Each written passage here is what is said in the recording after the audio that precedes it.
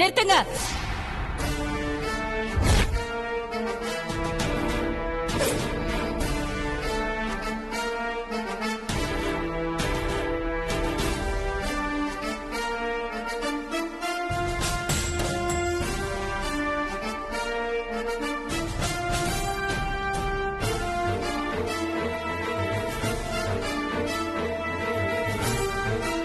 என்ன நடக்குதுங்க? என்ன பண்ணிக்கிட்டு இருக்கீங்க? அது நான் ஆதி கிட்ட ஆதி, முதல்ல நீங்க இருந்து போ. இல்ல, அப்பா ஏதோ என்கிட்ட பேசணும்னு வர சொன்னாரு. நான் பேசிக்கிறேன், நீ கிளம்பு. அம்மா நான் சொல்றேன்ல, கிளம்பு ஆதி.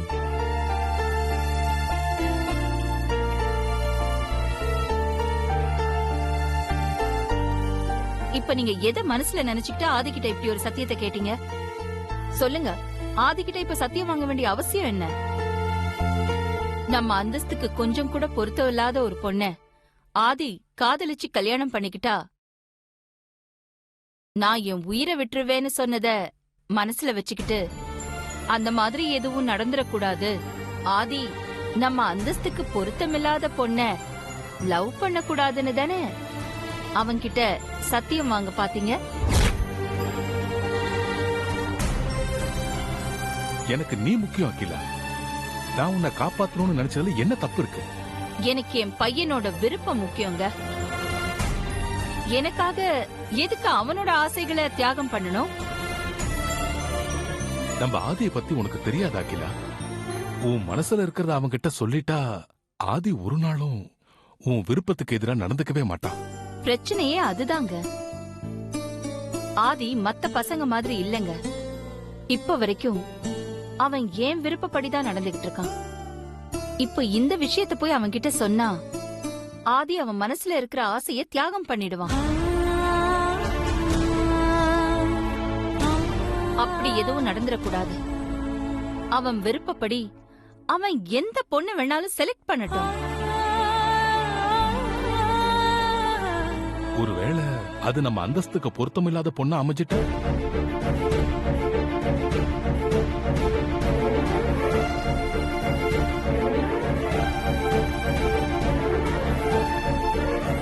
அது காலத்தின் தீர்ப்புன்னா ஆதியோட சந்தோஷத்துக்காக நான் என் உயிரையே விட்டுருவேன்.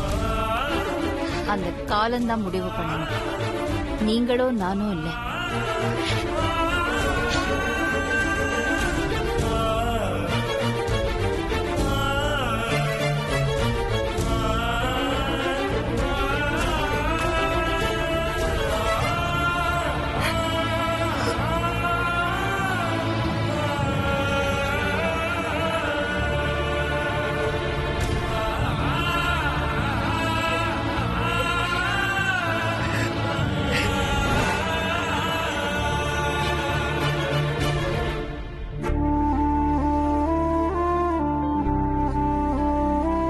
மனசுக்குள்ள இருக்கிற காதல பெரியய்யா கிட்ட சொல்லாம மறைக்கிறதுக்கு இதுதாமா காரணம்.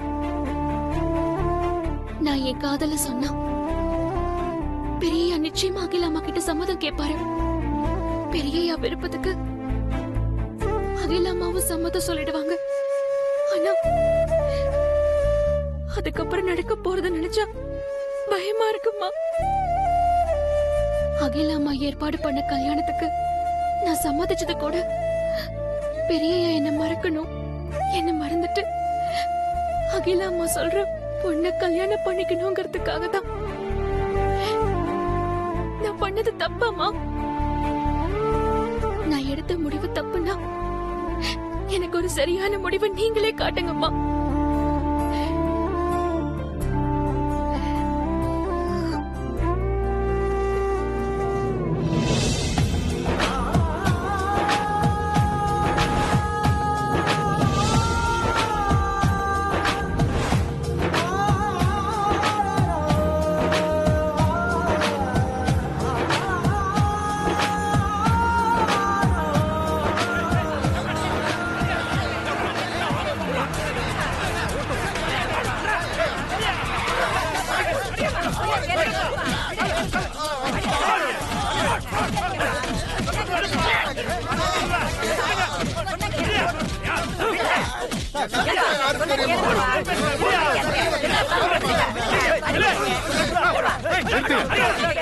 நிறுத்துங்கன்னு சொல்றேன்ல. மாப்பிள நல்ல சமயத்துல வந்தீங்க மாப்பிள. நான் உங்க வீட்டுலதான் இருக்கேன்னு சொன்னா நம்ப மாட்டேன்றாங்க மாப்பிள. டீசெண்டா எல்லாம் அடிக்கிறாங்க மாப்பிள. மாப்பிள வந்துட்டாரு பாத்தீங்களா? உடம்பு வேற அடிக்கிறதுக்கு வாட்டமா இருக்கா, அதனால இவங்க எல்லாம் சேர்ந்து அடிச்சு பழகுறாங்க மாப்பிள. மாப்பிள வந்துட்டாரா அடிக்கடா. என்னன்னு கேளுங்க மாப்பிள, என்னன்னு கேளுங்க மாப்பிள. எதுக்கு இவர் அடிக்கிறீங்க? இவனை உங்களுக்கு தெரியுமா சார்? தெரியும், எங்க ரிலேட்டிவ் தான். மும்பைல இருந்து வந்திருக்காரு. அவரே நிதானம் இல்லாம இருக்காரு. அவரே எங்க அடிக்கிறீங்க? இவன் போட்டிருக்க கோட்டை பார்த்து ஏமாந்துட்டோம். கையில பணமே இல்லாம அவங்கிட்ட பணம் இருக்குன்னு பொய் சொல்லி எங்க கிட்ட பந்தயம் கட்டி தோத்து போயிட்டாங்க. மாப்பிள வெற்றி சொல்லிட்டு சூதுல சாதாரண மாப்பிள. பந்தய பணத்தை எடுத்து விடானா நான் யாரு தெரியுமா, அகிலாண்டேஸ்வரி யாருன்னு தெரியுமான்னு கேக்குறான். எங்களை ஏமாத்துறது மட்டும் இல்லாம எங்க கிட்டே குரல் கொடுக்குறான். இவன போடுங்க நல்லா. இருங்க. அவர் உங்களுக்கு எவ்வளவு பணம் தரும்? அதிகம் இல்ல மாப்பிள, ஆஃப்டர் 10,000. இதுக்கு போய் டீசெண்டா எல்லாமே நடந்துக்கிறாங்க மாப்பிள. ஐயோ பாத்தீங்களா எவ்வளவு திமிரா பேசுறான் இவன். ஏய், உங்களுக்கு பணம் தானே வேணும்? ஆமா, நான் தரேன். எவ்வளவு? 10,000 ரூபாய் கொடுங்க.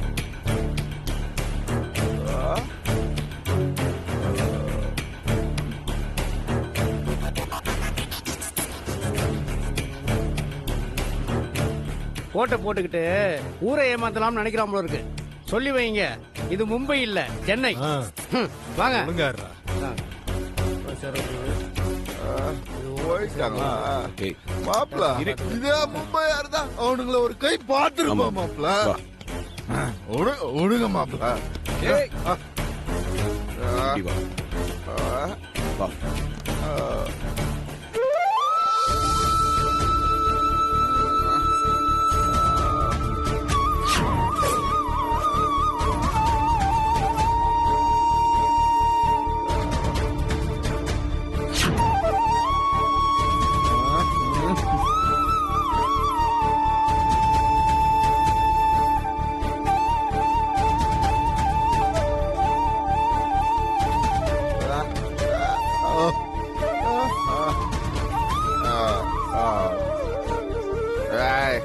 நான் மும்பைல யார் தெரியுமா?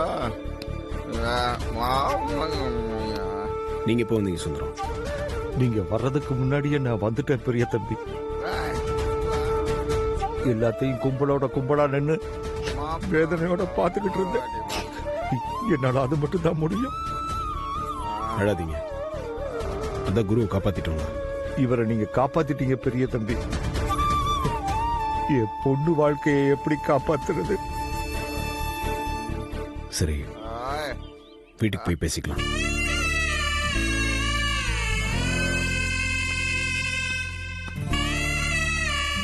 குரு வா. எந்திரி. மாப்பிள வீடு வந்துருச்சா மாப்பிள? வந்துருச்சு. மாப்பிள ஏன் ரோடு குண்டும் குழியுமா இருக்கு? ரோடு சரியில்லை மாப்பிள.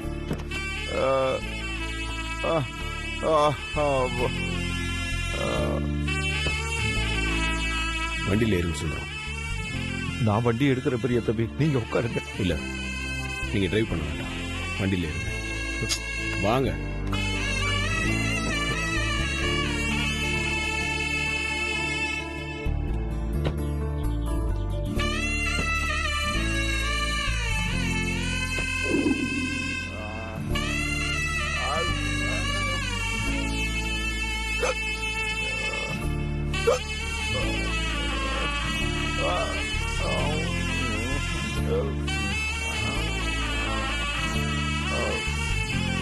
Oh.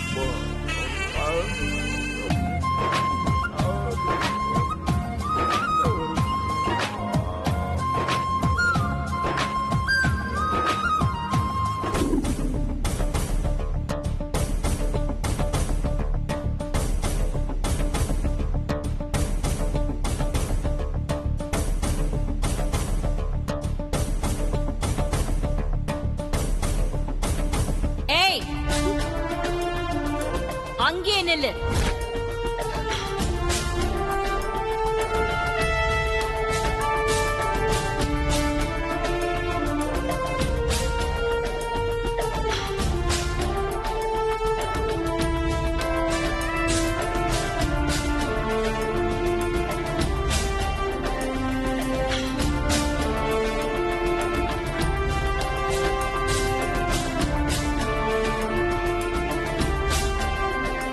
அம்மா கோவமா இருக்காங்க. ஒருவேளை பெரியய்யா கோவிலுக்கு வந்தது கோயில்ல நடந்த விஷயம் அம்மாவுக்கு தெரிஞ்சிருக்குமோ?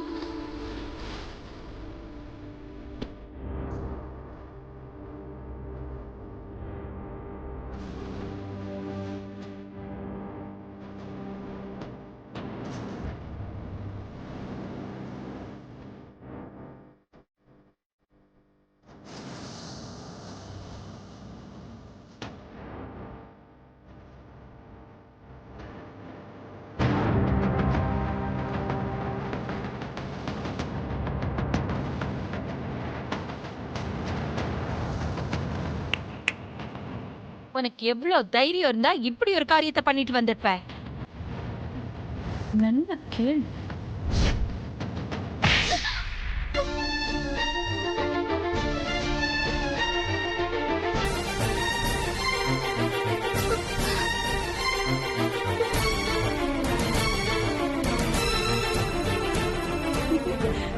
தீந்தடி.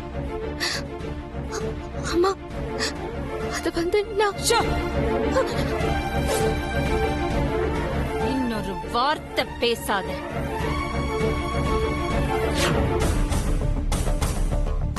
உன்னை இந்த வீட்ல தங்க வச்சதுக்கு நீ எனக்கு காட்டுற மரியாதை இதுதானா?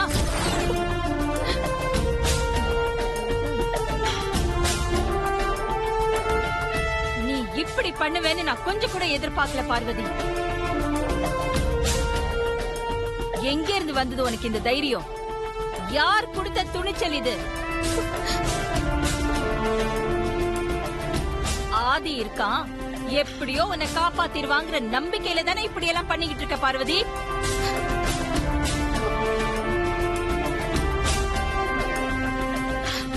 அப்படிலாம் எதுவும் இல்லம்மா.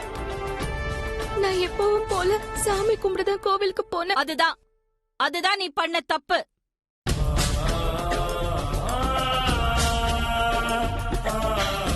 இப்ப இருக்கிற சூழ்நிலையில நீ எப்பவும் போல சாமி கும்பிட கோவிலுக்கு போயிருக்க கூடாது. அந்த தப்புக்காக தான் நான் இப்ப உன்னை அடிச்சேன்.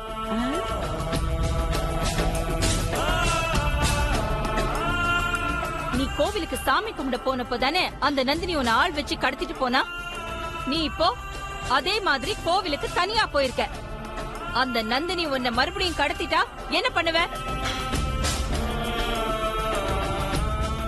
நான் கொடுத்த வரத்தை நிறைவேற்ற முடியாம செஞ்சு என் பரம்பரைக்கே களங்கத்தை ஏற்படுத்தணும்னு அந்த நந்தினி டார்கெட் பண்ணிருக்கா. அதுக்காக வரம் கொடுத்த என்னை விட வரம் வாங்கின ஒன்னதான் நந்தினி குறி வச்சிருக்கா. எனக்கு உன் உயிர் முக்கியம் பார்வதி. அதனால நீ ரொம்ப எச்சரிக்கையா இருக்கணும். சுத்தம். நான் கூட இவ கோயில்ல வச்சு ஆதிய கட்டி பிடிச்ச விஷயம்தான் இவளுக்கு தெரிஞ்சு போய் இப்படி பொங்கிட்டு இருக்கான்னு நினைச்சா, இன்னமும் இந்த சமையல்காரிக்கு பாதுகாப்பா அவ எச்சரிக்கையா இருக்கணுமா, அவ உயிரை காப்பாத்தணுமா வந்து சேர்ந்திருக்கா பாரு. நந்தினி என்ன அடைச்சு வச்சிருக்கும் போது சாமி கிட்ட வேண்டிக்கிட்டு தான் இருந்தம்மா. அதுக்காகத்தான் நான் கோவிலுக்கு போனேன். அதுக்காக வாடி நீ கோயிலுக்கு போன? அங்க அவனை கட்டி பிடிச்சு கொஞ்சிட்டு இங்க வந்து அப்பாவி மாதிரி மூஞ்ச வச்சுக்கிட்டு என்னமா நடிக்கிறடி. நீதான் அடிக்கடி சொல்வியே இந்த வீடு எனக்கு கோவில் மாதிரின்னு. உன் கல்யாணம் முடியற வரைக்கும் முன்ன மாதிரி நீ வீட்டை விட்டு தனியா வெளியில எல்லாம் போக கூடாது, புரிஞ்சுதா? சரிங்கம்மா. போ, போய் காஃபி போட்டு எடுத்துட்டு வா.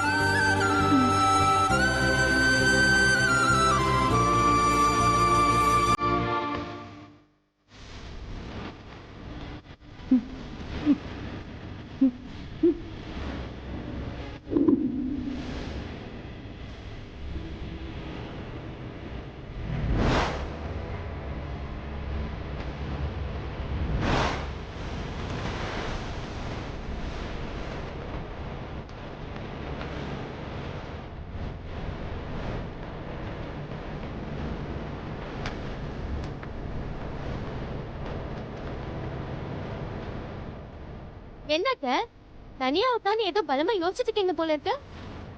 யோசிச்சுத்தாண்டி இருக்கேன்.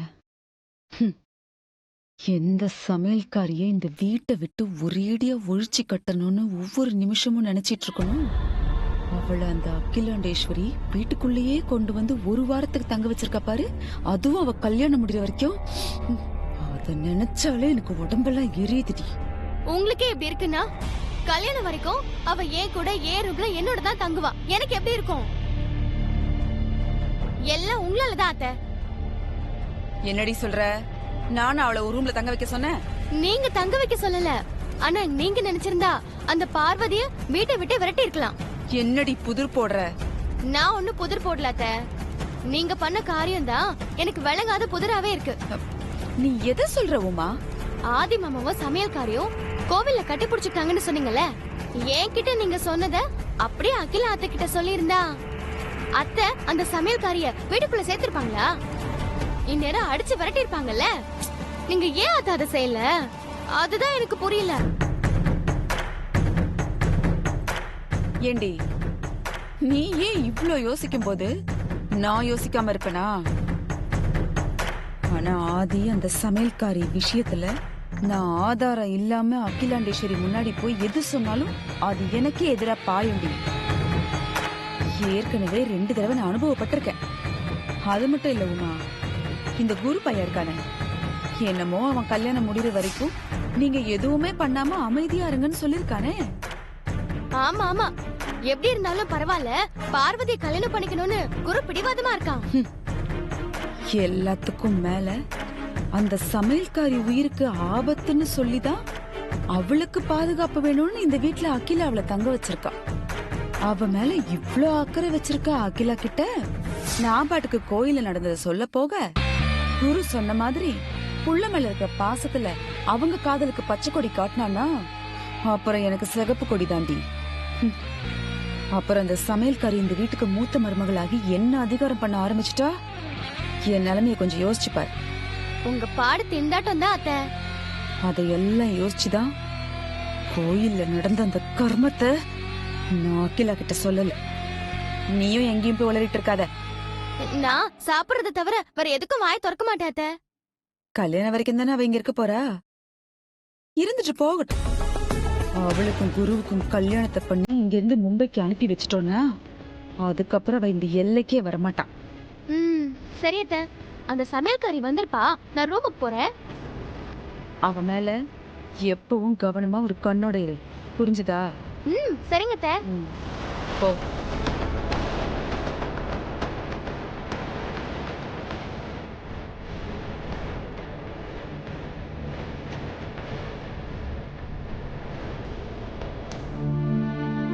ஓகே அருண், நான் கிளம்புறேன். டைம் ஆச்சு, ஆதி வந்தனே சொல்லிரு. ஓகே, நான் மார்னிங் வர்றேன். Bye, good night. ஒழுங்க மாப்பிள்ள. குரு பார்த்து சார், வேணாம் பார்த்து விழுந்துருப்பா. நான் உள்ள மாட்டேன், நான் ஸ்டடியா இருக்கேன்.